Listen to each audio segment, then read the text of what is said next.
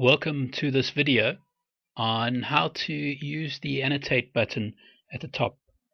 It's that little tab that says Annotate is something that I found very useful when designing, and if you know how to use it, it makes editing your plans and elevations much nicer. So the first thing that you obviously need to do is you need to get into your plan view. So right click Plan, and you'll notice that your annotations button will come alive again. There it is. Okay, now the first thing that you need to know is that if you're wanting to edit the dimensions, for instance, if you don't want let's say the floor units and wall units on, you can go here when this auto items is on and go to item settings. You hold down Control and click on the ones that you don't want. So for instance, base units and wall units, you hold down Control and you click on those two and it disappears. Those measurements will disappear from the design, just to make it a bit neater.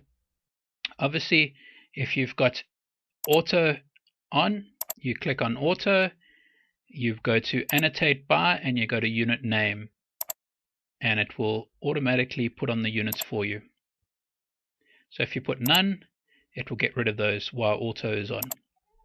So what you need to remember is that even if you take off auto and you click on annotate by and you go unit name, it's not going to put it on until you press auto, and then it will put it on for you.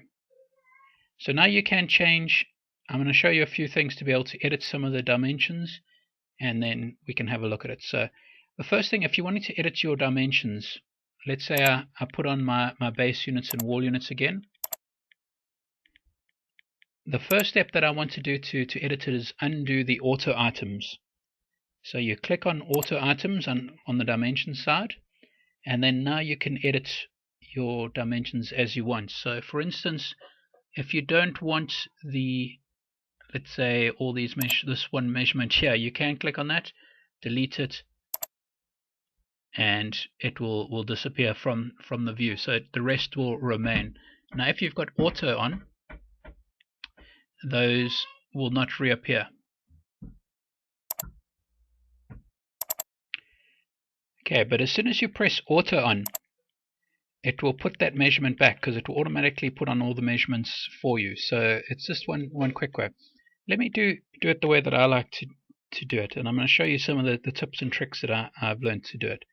So the first thing I'm going to do is I'm going to take off base units and wall units, all those measurements that I don't want. Then I'm going to untick auto items so that I can edit them to my heart's content, and then now I can carry on. So this is a tool that I use these are the tools that I use quite often, specifically this one here.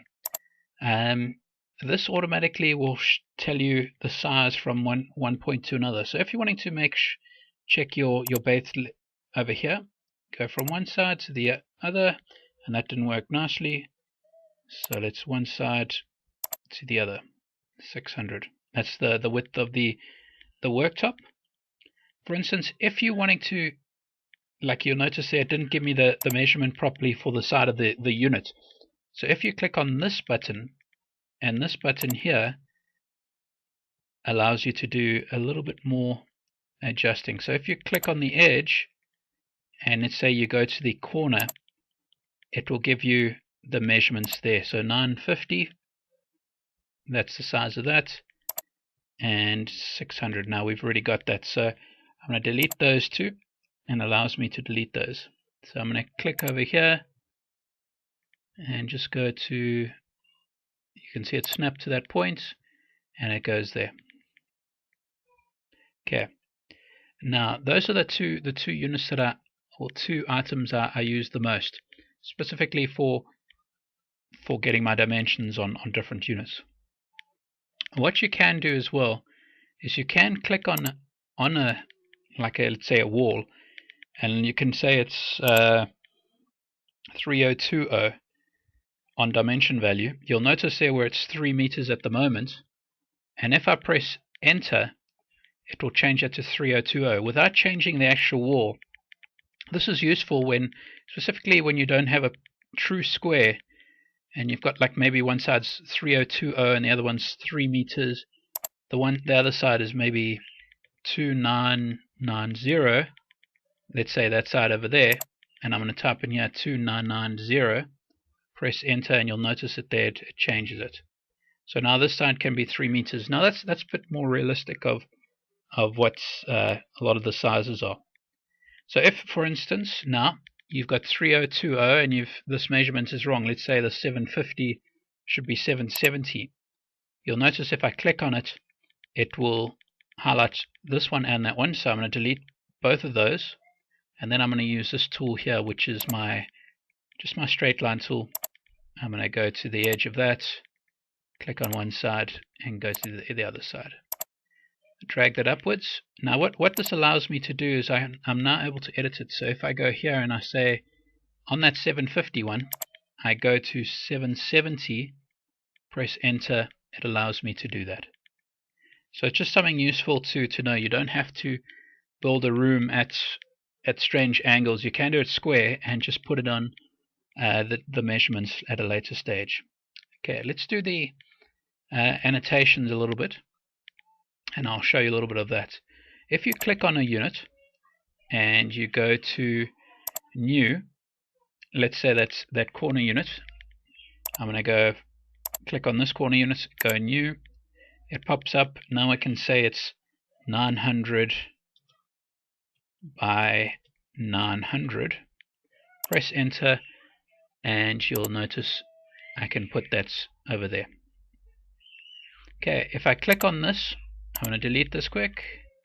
If I click on this and I go manage, or I go modify, and now I can click here and say 900 by 900, and it will add it to that FC 900 or 90.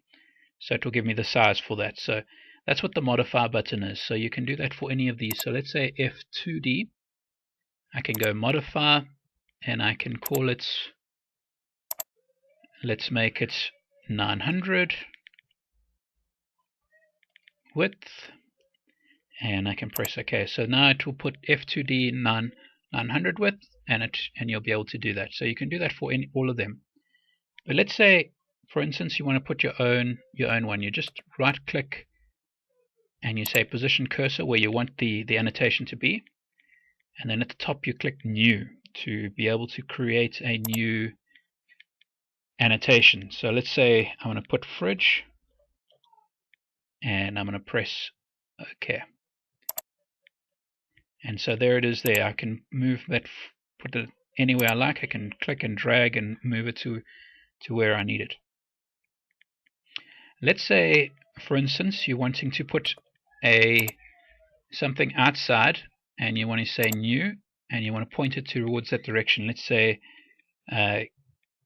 keep door clean, and that's for your workers who are doing that. Let's say OK. So there it is there.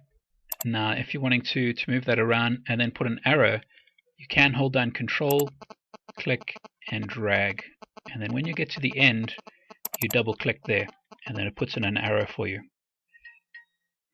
Okay, now what we're going to do is I'm going to show you how to create one that's slightly bigger. So I'm just going to go position cursor in the middle.